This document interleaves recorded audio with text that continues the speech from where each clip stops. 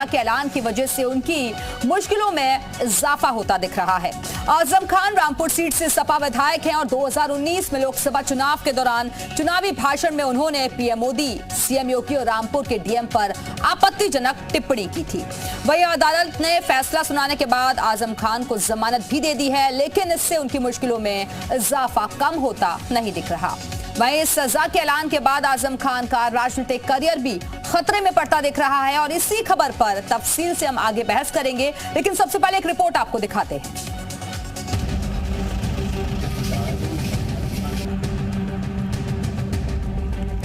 जमानत पर बाहर रामपुर से सपा विधायक आजम खान की मुश्किलों में बहुत बड़ा इजाफा हो गया है। 2019 लोकसभा चुनाव के दौरान उनकी अभद्र टिप्पणी के मामले में एमपी एमएलए कोर्ट ने उन्हें दोषी पाया है और इसके बाद उन्हें 3 साल की कैद की सजा सुनाई गई है।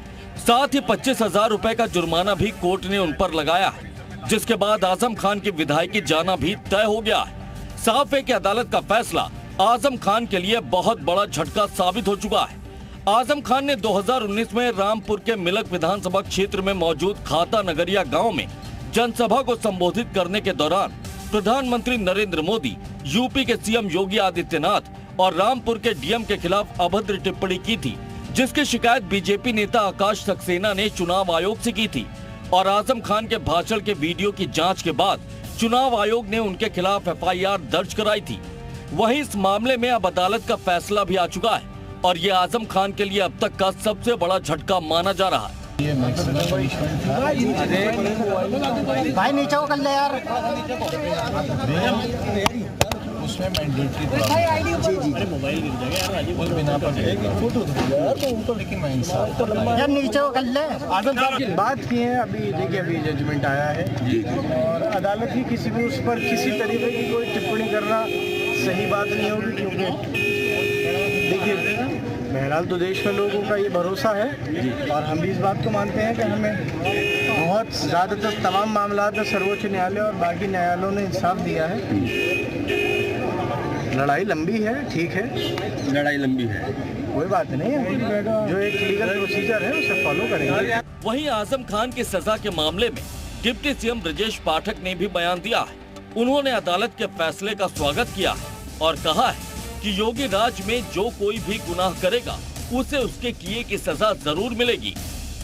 कुछ ऐसे लोग होते हैं समाज में कि इन प्रकार समाज में विद्वेष की भावना पनपे, लॉ एंड ऑर्डर के लिए चुनौती खड़ी हो और आपस में किसी भी प्रकार से कुछ न कुछ ऐसा हो जिससे सामान्य परिस्थितियां न रह पाएँ, दंगा फसाद की नौबत आए। लेकिन अब माननीय न्यायालय ने जो निर्णय लिया है बहुत अच्छा निर्णय है। पूरे प्रदेशवासी इसका इंतजार कर रहे थे और सभी लोग स्वागत कर रहे हैं। सपा विधायक आजम खान की सजा के ऐलान के बाद अब इस मामले पर सियासी तपिश भी बढ़ती दिख रही है, जहां पर आजम खान को हुई सजा को लेकर समाजवादी पार्टी और बीजेपी के बीच जुबानी जंग तेज होने के आसार दिखाई दे रहा है। जहां एक ओर सपा आजम खान की सजा को लेकर डिस्ट्रिक्ट कोर्ट में अपील करने की बात कह रही है, जबकि बीजेपी का साफ कहना है कि आजम को उनके गुनाहों की ही सजा मिली है। वहीं 3 साल कैद की सजा मिलने की वजह से आजम खान की विधायकी भी जाना तय हो गया है। ब्यूरो रिपोर्ट, जी मीडिया।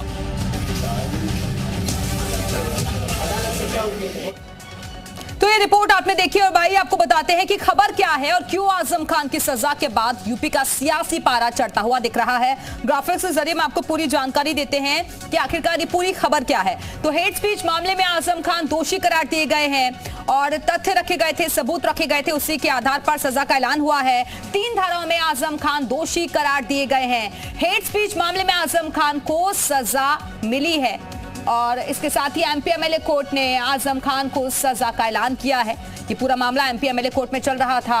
आजम खान को 3 साल कैद की सजा सुनाई गई है, 25,000 रुपए का जुर्माना भी लगाया गया है। 2019 लोकसभा चुनाव के दौरान की थी आपत्तिजनक टिप्पणी और इसी मामले में ट्रायल चला, चार्जशीट दाखिल हुई और उसके बाद ये फैसला सामने आ गया। पीएम मोदी पर दिया था आपत्तिजनक बयान, सीएम योगी और डीएम पर भी आपत्तिजनक टिप्पणी की थी और इसी मामले में जो तथ्य रखे गए कोर्ट के भीतर उसको आधार बनाकर यह फैसला दिया गया है। अब आपको बताते हैं आजम की विधायकी क्यों जाएगी, इसको लेकर भी सवाल खड़े हो रहे हैं। जन प्रतिनिधित्व कानून के तहत 2 साल या अधिक की सजा पर कानून में ऐसा प्रावधान है कि विधायकी जाना तय है। जनप्रतिनिधि की सदस्यता रद्द होने का प्रावधान है। इसके तहत जो सजा यानी कि 3 साल की सजा दी गई है आजम खान को, उसके मुताबिक सजा के 6 साल बाद तक चुनाव लड़ने पर भी पाबंदी रहेगी और 2002 में जनप्रतिनिधित्व कानून में संशोधन हुआ था। और इसके बाद देखिए सजा पूरी होने के 6 साल बाद तक चुनाव लड़ने पर पाबंदी रखी गई।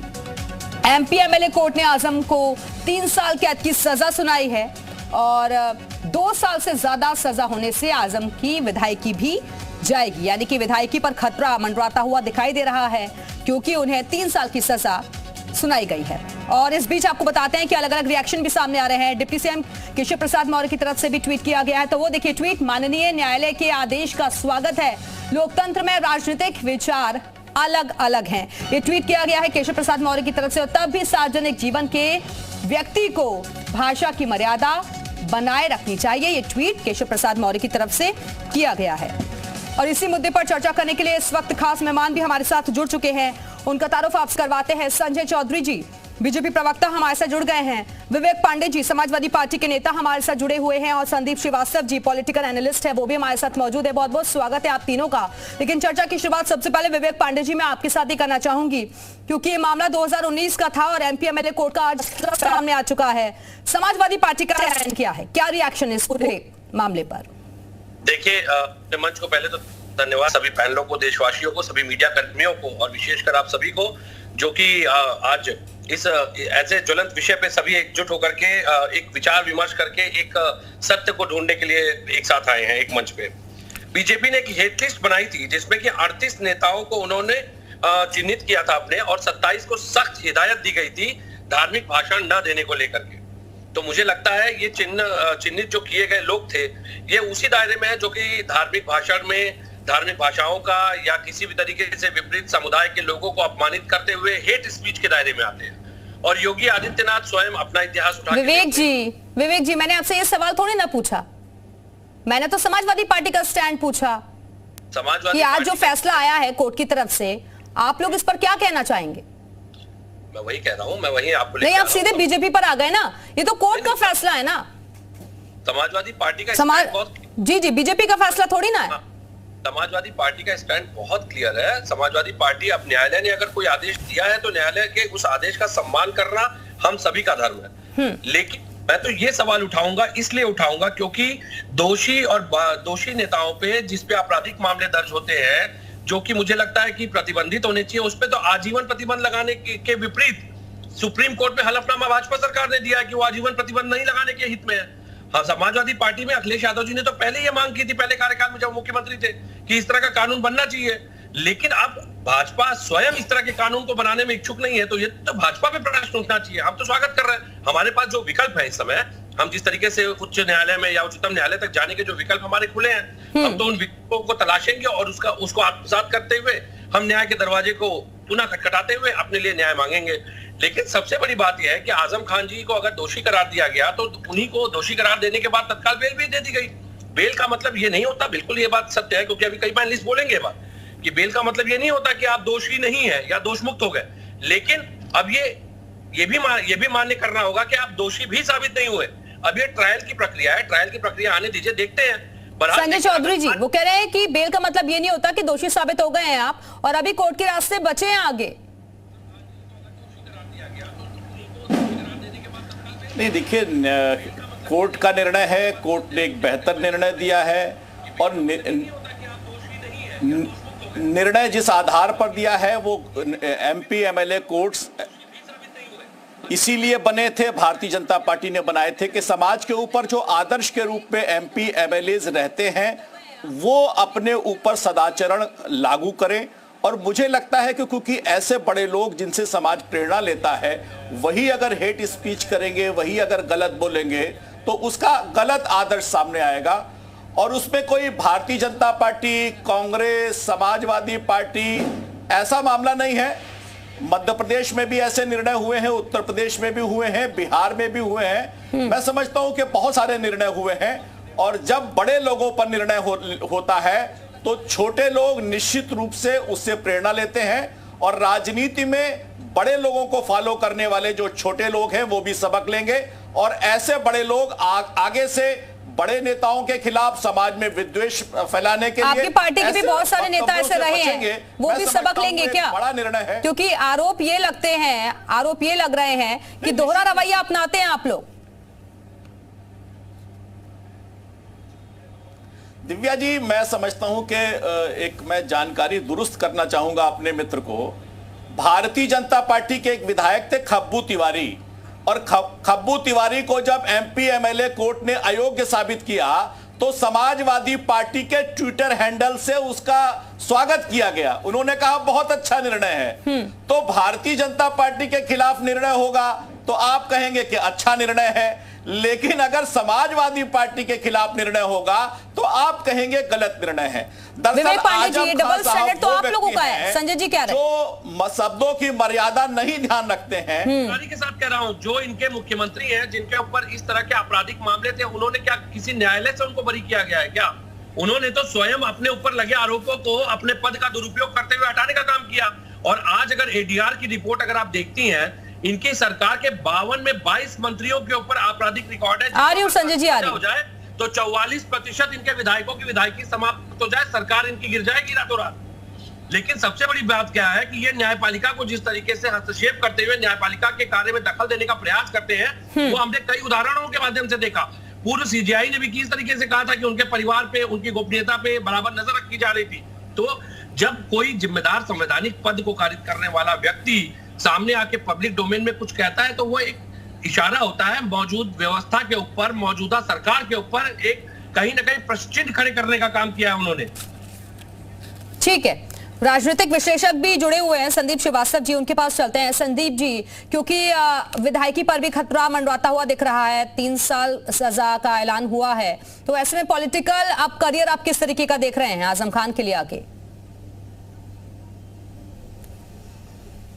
देखिए, अभी जो बात समाजवादी पार्टी के प्रवक्ता कह रहे थे कि वो सेशन कोर्ट जाएंगे, उसके बाद हाई कोर्ट जाएंगे, सुप्रीम कोर्ट जाएंगे, लेकिन जो आपने अपने इंट्रो में बताया था कि जनप्रतिनिधि अधिनियम जो कानून है 2002 में जो संशोधन किया गया है, उसके बाद तो इनके ऊपर खतरा मंडराना एक तरीके से तय है कि इनकी विधायकी मुझे लगता है कि शायद नहीं बचेगी और इनका राजनीतिक करियर भी मुझे लगता है कि समाप्ति की ओर बढ़ जाएगा। तो यहाँ सबसे बड़ी समस्या ये है कि जो बात भाजपा के प्रवक्ता कह रहे थे कि भाई लोग आपको आदर्श के तौर पर मानते हैं, आप जिस भी विधानसभा या जिस भी लोकसभा से चुनाव लड़ते हैं वहां लोग आपको फॉलो करते हैं। अगर आपको लोग फॉलो कर रहे हैं, आपको लोग सुन रहे हैं, आपको लोग मान रहे हैं, तो आप अगर इस तरह के बयान देंगे, इस तरह के भड़काऊ बयान देंगे प्रधानमंत्री के खिलाफ, मुख्यमंत्री के खिलाफ, और जिस जिले में आप उस जिले के डीएम के खिलाफ इस तरह का अभद्र टिप्पणियां करेंगे, तो मुझे नहीं लगता कि वो आपके लिए कोई भी आदर्श तय कर पाएगा उस विधानसभा या लोकसभा जिस भी जगह से आप चुनाव लड़ रहे हैं। और आप अपनी विधानसभा में इस तरह के बयान देके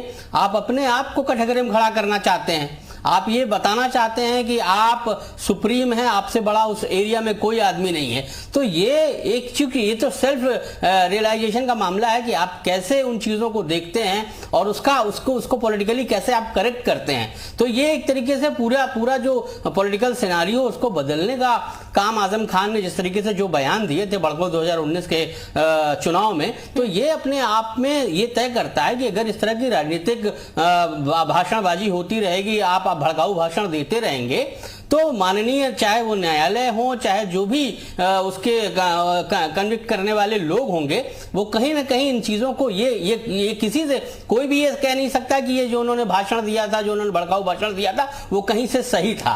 तो इसको आपको कन्विक्ट करना होगा, इसको आपको जस्टिफाई करना होगा, और उसके बाद जब आपको सजा मिलती है फिर आप कहते हैं कि नहीं मैं तो अगली कोर्ट में जाऊंगा, तो वो आपके पास अपना। ठीक है, रविंद्र प्रकाश भारती जी भी हमारे साथ मौजूद है, वापस आती हूँ आपके पास संदीप जी। प्रतिनिधि के तौर पर इस तरह के भाषण में तो वो जी वापस आती हूँ आपके पास। रविंद्र प्रकाश भारती जी भी हमारे साथ जुड़ गए हैं, बहुत महत्वपूर्ण बीएसपी के नेता है।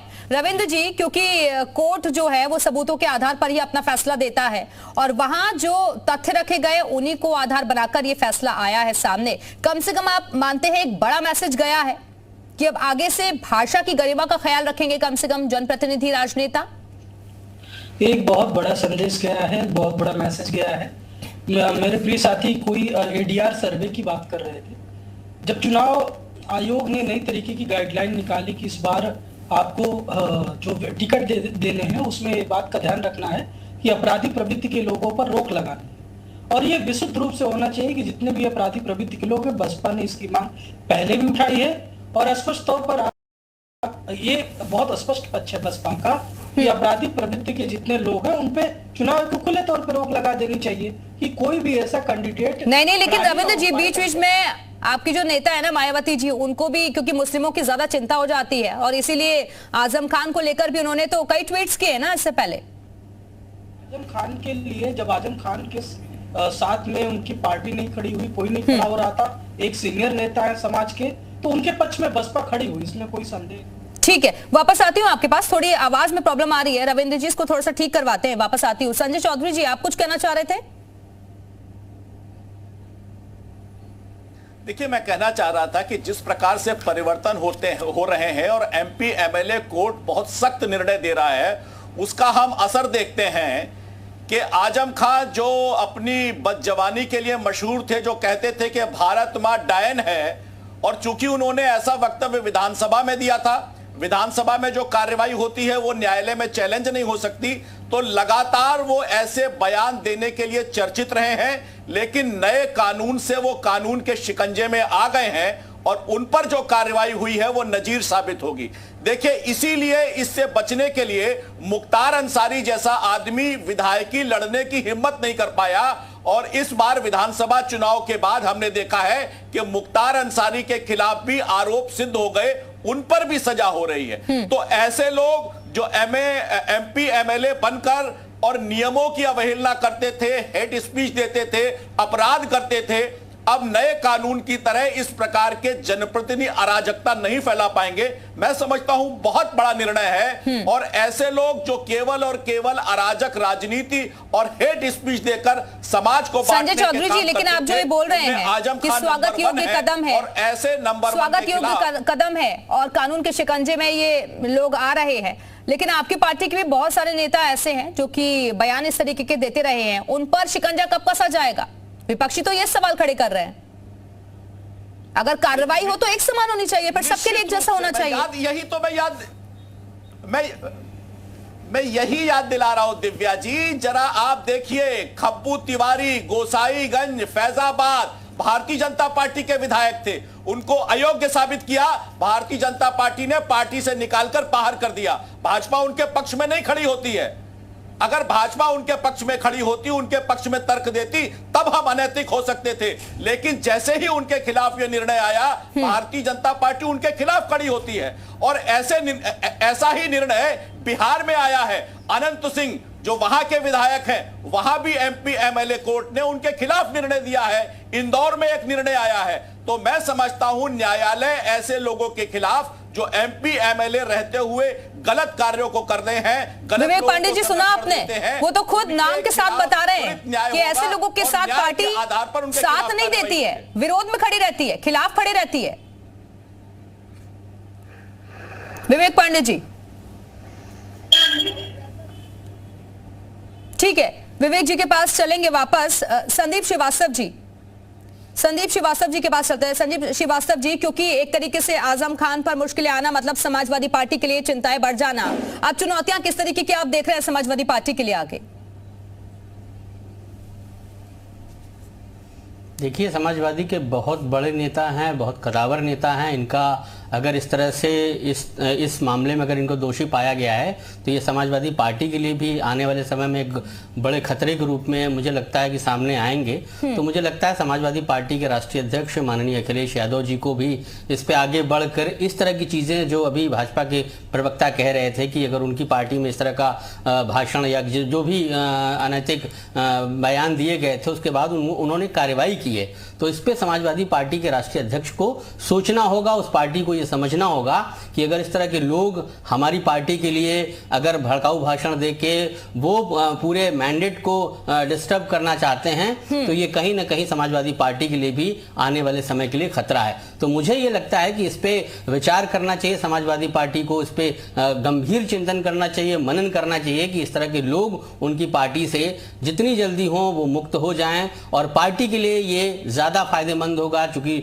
24 में लोकसभा का चुनाव है, और उसको देखते हुए अगर ये मामला तुल पकड़ लेगा तो मुझे लगता है कि समाजवादी पार्टी के लिए आने वाले समय में और ज्यादा चुनौतियां और ज्यादा चैलेंज बढ़ जाएगा, क्योंकि ये जो भाषण इन्होंने दिया, भड़काऊ भाषण जो दिया है, उसमें प्रधानमंत्री हैं, मुख्यमंत्री हैं और उस जिले के डीएम हैं। तो प्रधानमंत्री एक बड़ा पद है, आप जानती हैं, पूरे देश का प्रधानमंत्री होता है, वो किसी पार्टी का प्रधानमंत्री नहीं होता। मुख्यमंत्री पूरे प्रदेश का मुख्यमंत्री होता है, किसी पार्टी का मुख्यमंत्री नहीं होता है। तो आपको भाषा की मर्यादा का ध्यान रखना होगा, भाषा की मर्यादा का ख्याल रखना होगा, और ये एक तरीके से नजीर भी सामने आ रही है। ठीक है, और उमर शंकर राजभर जी भी इस वक्त हमारे साथ जुड़े हुए हैं, सुबह सपा के प्रवक्ता हैं। बारी बारी से हम सभी के पास आगे भी चलेंगे, चर्चा आगे भी जारी रहेगी। फिलहाल यहाँ रुकेंगे एक छोटे से ब्रेक के लिए, फौरन लौट रहे हैं।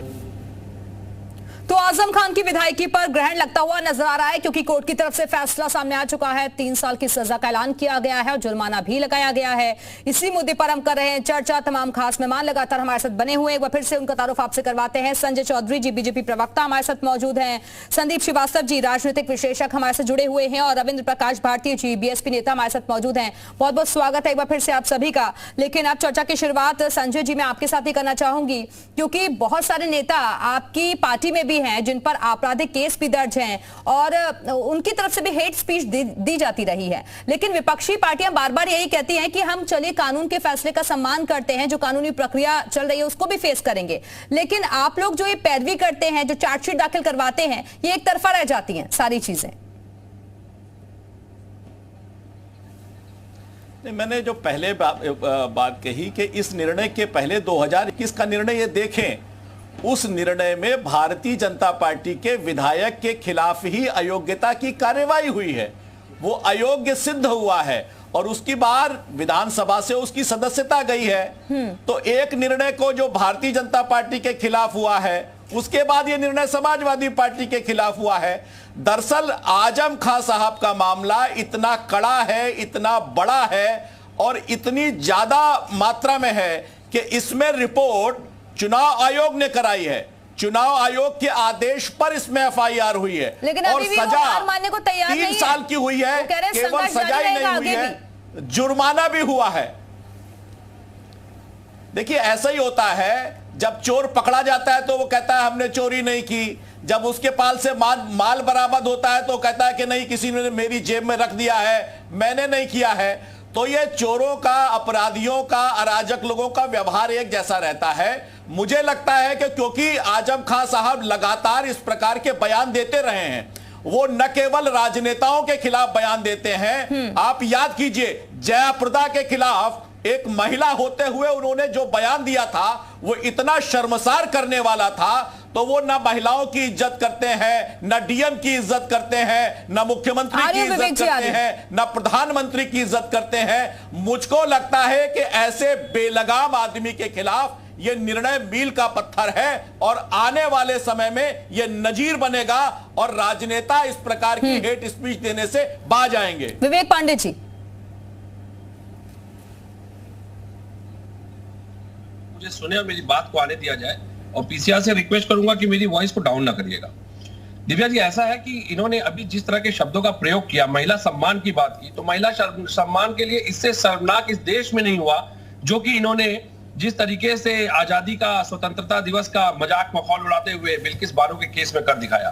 तो महिला सम्मान की बात भाजपा के मुंह से मुझे लगता है इससे बड़ा हास्यप्रद कुछ हो नहीं सकता। दूसरी बात जो इन्होंने कहा, आपराधिक मामलों की बात, तो योग एडीआर की रिपोर्ट कहती है कि 52 में 22 वर्तमान मंत्री इनके आपराधिक रिकॉर्ड में कन्विक्टेड है, जिनको आज सजा हो जाए तो यकीन मानिए 44% विधायकों की सदस्यता। अरे विवेक जी, मुझे लगता है कि बीजेपी की चिंता छोड़िए ना, आप अपनी पार्टी की चिंता करिए ना। एमवाई समीकरण आप लोगों का कैसे चलेगा आगे? दिव्या जी, मेरी बात आ जाने दीजिए। मेरा सिर्फ इतना कहना है, जिस तरीके से इस परिपाटी को ये पेश करने का प्रयास कर रहे हैं, प्रवेश वर्मा और नंदकिशोर गुर्जर के बयानों के बारे में बात क्यों नहीं कर पा रहे हैं भाई? ये तो चलिए 2 साल पुराना मामला है और हमने तो न्यायालय के आदेश का स्वागत किया है ना। लेकिन जो इनके दिल्ली में सांसद खड़े होकर के मुस्लिमों का आर्थिक बहिष्कार कर रहे थे अभी कुछ दिनों पहले ही, और उसके बाद जो इनके एक विधायक मुस्लिमों का एनकाउंटर करवाने की बात कर रहे थे खुलेआम मंच से, उस बयान को क्या आप विद्वेषात्मक या उसको आप हेट स्पीच के दायरे में नहीं देखते? उस पर एफआईआर करके कार्रवाई करने की जगह इन्होंने जिस तरह से मौन धारण करके केवल विपक्षी दलों को टारगेट करने का प्रयास किया, और आजम खान जैसे व्यक्तित्व के ऊपर इनके जैसे मानसिकता के लोग, बकरी चोरी, भैंस चोरी, सब में बेल मिल गई है, सब में बेल मिल गई। सुप्रीम कोर्ट ने फटकार तक लगा दी इस मामले में, और योगी आदित्यनाथ अपनी संकुचित संकीर्ण मानसिकता के साथ जिस तरीके से खुद आपराधिक इतिहास का प्रतीक बनके आज सत्ता का सुख भोग रहे हैं, मुझे लगता है ये चिंतनीय विषय है, क्योंकि ये परिपाटी इन्हीं लोग की देन है। आपराधिक मामलों को खुद पर से हटा करके अपने आप को साबित अरे ये तो कोर्ट का फैसला है ना विवेक जी, तो इसमें आपको हाँ आपको टिप्पणी करनी तो आप बीजेपी पे थोड़ी ना करेंगे भाई। तथ्य रखिए, मौका आपको भी मिला, सबूत रखिए वहां पर, उसी के आधार पर तो फैसला आता है। दिव्या, मैंने पॉलिटिकल पार्टी थोड़ी ना यहाँ पर ये कर रही है। दिव्या, मैं एक बात आपसे फिर पुनः रिपीट कर रहा हूँ कि जब दागी सांसदों विधायकों के ऊपर आजीवन प्रतिबंधित करने की मांग और याचिका दायर की गई थी सुप्रीम कोर्ट में, तो केंद्र सरकार ने भाजपा के हलफनामा क्यों दायर किया कि हम इसके पक्षधर नहीं है? चलिए ये सवाल उठा रहा हूं मैं बड़ी जिम्मेदारी के साथ। और जो हमारे राजनीतिक विश्लेषक बैठे थे वो अभी वर्तमान में प्रवेश, ठीक है, आपके सवाल का जवाब संजय जी से आगे मैं लूंगी, आपके सवाल का जवाब आगे मैं लूंगी, लेकिन संदीप श्रीवास्तव जी अब मैं आपके पास आती हूँ, क्योंकि मुझे लगता है कि पॉलिटिकल पार्टियां जो हैं अपने अपने वोट बैंक के हिसाब से राजनीतिक जो लोग हैं उनका इस्तेमाल करती हैं और शायद इसी वजह से लगाम नहीं लग पाता है। नहीं, संदीप श्रीवास्तव जी पहले ये बता दे, जो राजनीतिक विश्लेषक की तरफ निष्पक्ष होना चाहिए, इन्होंने पूरे आजम खान समाजवादी पार्टी वो बोल रहे हैं ना, विवेक जी बोल रहे हैं ना, अपनी अपनी बारी में बोलिए प्लीज। मेरा सवाल संदीप जी से, मुझे एक शब्द ना निकला। ठीक है, मेरा सवाल संदीप जी से। वर्मा और नंदकिशोर गुर्जर के मुंह पे संदीप जी के मुंह से एक शब्द ना निकला। संदीप जी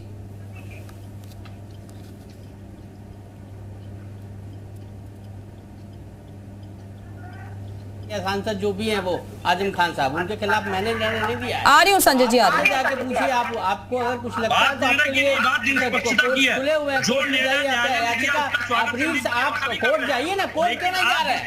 कोर्ट आप क्यों नहीं जा रहे हैं? कोर्ट जाके निर्णय, आप कोर्ट जाके बात कीजिए, कोर्ट आपकी बात सुनेगा। मैं एज अ जज आपको कहने, मैं जज नहीं हूँ। जिस कोर्ट ने आपके खिलाफ फैसला दिया है आप उसके अगेंस्ट जाइए, सेशन कोर्ट जाइए, हाई कोर्ट जाइए, सुप्रीम कोर्ट जाइए, ये तो आपको तय करना है ना कि कहां से। और भाषा की भद्रता, भाषा की संयमता बहुत जरूरी है। मैं भाजपा का प्रवक्ता नहीं हूं, I am not a spokesman of the BJP. पहली बात आप समझ लीजिए, भाजपा के प्रवक्ता संजय चौधरी जी यहाँ बैठे हुए हैं, संजय चौधरी जी यहाँ बैठे हुए हैं, वो भाजपा का पक्ष रखेंगे।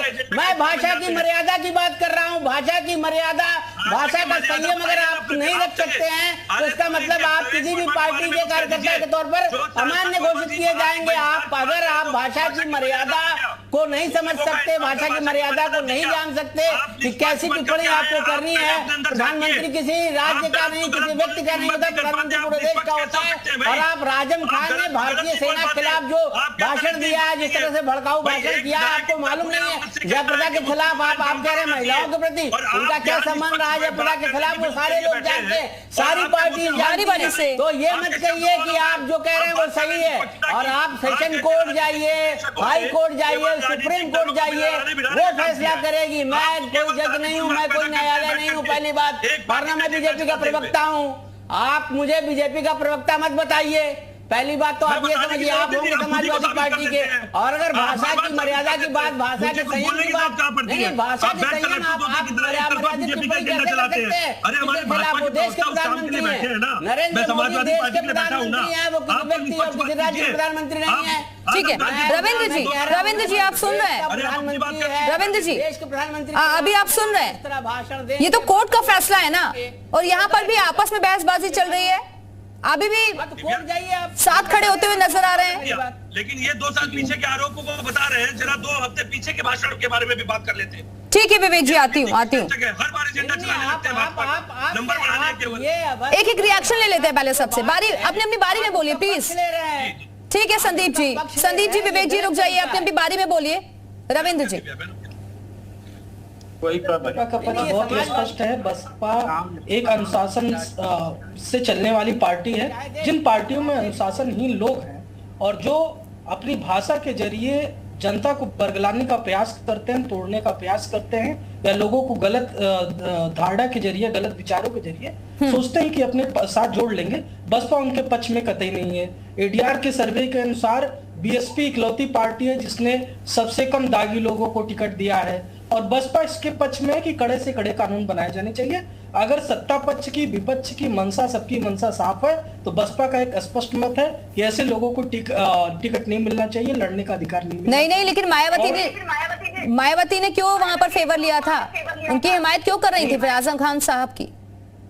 नहीं, बहन जी ने आदरणीय बहन जी ने आजम खान जी का पक्ष इसलिए लिया था कि उनके खिलाफ कई तरीके के गलत मामले भी दर्ज कराए गए, जो उन्होंने विश्वविद्यालय खोला और उसके खिलाफ जो उनके खिलाफ कार्रवाई की गई, एक शिक्षा के संकाय को खोलने के लिए, शिक्षा की रोशनी जलाने के लिए जो उन्होंने प्रयास किया, तो जो उनके सकारात्मक कार्य हैं उसके पक्ष में खड़े होने में कहीं भी बुराई नहीं। ठीक है, और बसपा ठीक है। उमा शंकर राजभर जी भी हमारे साथ मौजूद हैं, सुबह सभा के प्रवक्ता हैं उमा शंकर राजभर जी, क्योंकि आपकी पार्टी भी बहुत हद तक आजम खान के साथ ही नजर आई है।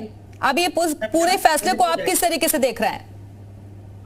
देखिए दिव्या जी, यह कोर्ट का मैटर है और पिछले हफ्ते आपने देखा होगा सुप्रीम कोर्ट ने कमेंट्स कहा है कि जो हेट स्पीच पे चाहे आजम खान जी हो, चाहे भाजपा के हो, चाहे सपा के, और सपा की हालत तो आप देखे होंगे, 5 साल में पिछले उत्तर प्रदेश की गवर्नमेंट में 4 बार सरकार रही है। आपने देखा होगा कि कैसे कैसे नेता पैदा हुए और क्या क्या नहीं बोलते थे, तो उसका आज परिणाम है। तो कोर्ट का आदेश हुआ, अगर आजम खान के ऊपर हुआ है, इसमें कोई दो राय नहीं। कोर्ट अपना काम कर रही है। अगर उनको 2 साल का सजा हुई है वो अब हाई कोर्ट जाए, उसको अपील करे जो है। लेकिन अगर कोर्ट का निर्णय है तो सबको इसको स्वागत करना चाहिए, चाहे हमारी पार्टी हो, चाहे सपा की पार्टी हो, चाहे भाजपा की। विवेक पांडे जी, सुन रहे हैं आप? ये तो कोर्ट का फैसला है, तो सभी को सम्मान करना चाहिए। मैंने तो ओपनिंग स्टेटमेंट में ही स्वागत कर दिया था कोर्ट के इस फैसले का। भाई कोर्ट के फैसले पे सवाल तो कोई राजनीतिक दल मीडिया पे बैठ के उठा ही नहीं सकता, लेकिन मैंने सवाल इस मुद्दे पे उठाया, जब आजीवन दागी सांसद या विधायकों को प्रतिबंधित करने के लिए याचिका कोर्ट में पड़ती है, सुप्रीम कोर्ट में पड़ती है, तो भाजपा उसका विरोध क्यों करती है? भाजपा ने तो हलफनामा दायर किया है कि हम इसके फेवर में नहीं है, हम आजीवन प्रतिबंधित करने की मांग को खारिज करते हैं। तो भाई चाल चरित्र चेहरे की जो परिपाटी है वो तो भाजपा का उजागर होता है। भाई अगर हम तो समर्थन में, हम तो कह रहे चलिए कल हलफनामा दायर करिए, कानून बनाइए, समाजवादी पार्टी आपका साथ देगी, चलिए बनाइए, आजीवन प्रतिबंधित करिए ना। इन्होंने तो पीएफआई पे भी 5 साल का प्रतिबंध लगाया, हम तो मांग कर रहे हैं आजीवन प्रतिबंधित करिए आप। सबसे बड़ी दिक्कत यह है कि तुष्टीकरण की राजनीति भाजपा और हेट स्पीच भाजपा की परिपाटी है, जिसके कारण भाजपा जो संजय जी जवाब दीजिए।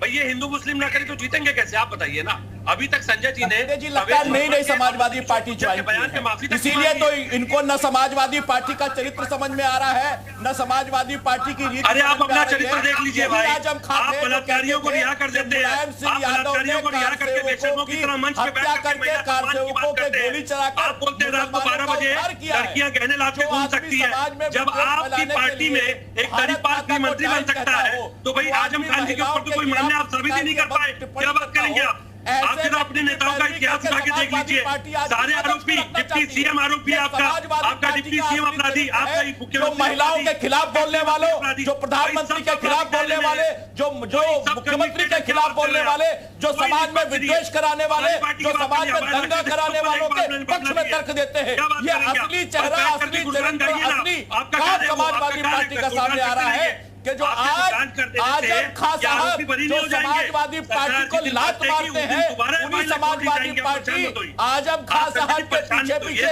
लेटी नजर आती है।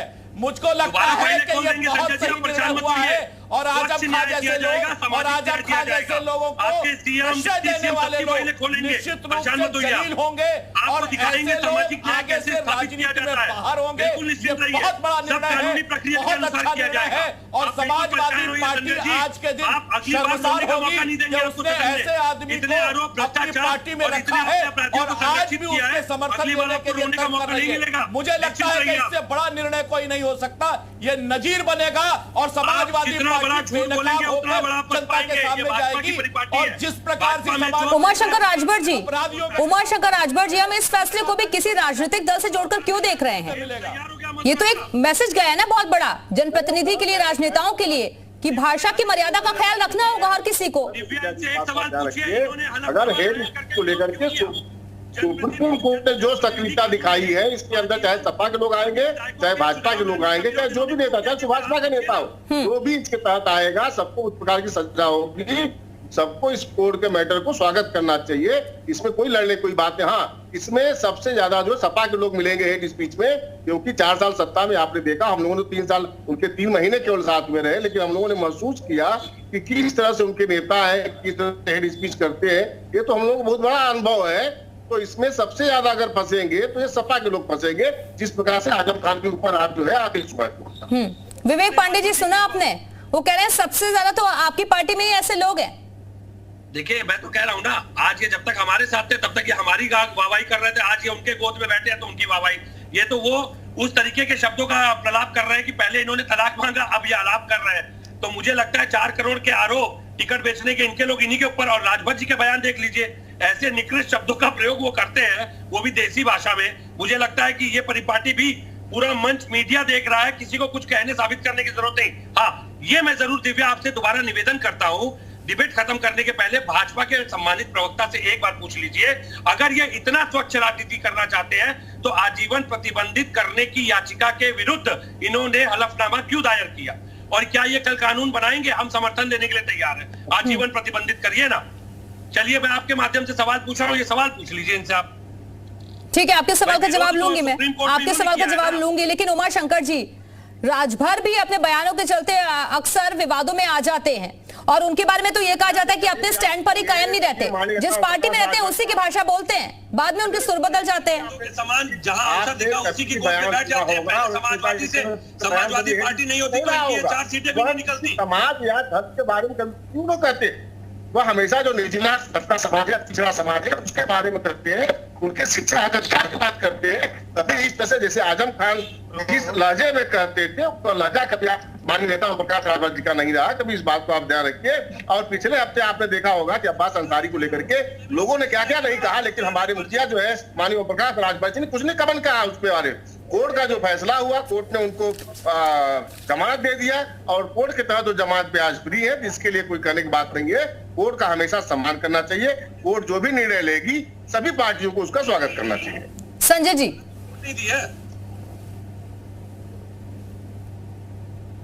देखिए, जो आज जिस प्रकार से एमपी एमएलए फंस रहे हैं, उन पर कार्रवाई हो रही है, ये इस कोर्ट को बनाने का निर्णय भारतीय जनता पार्टी का था।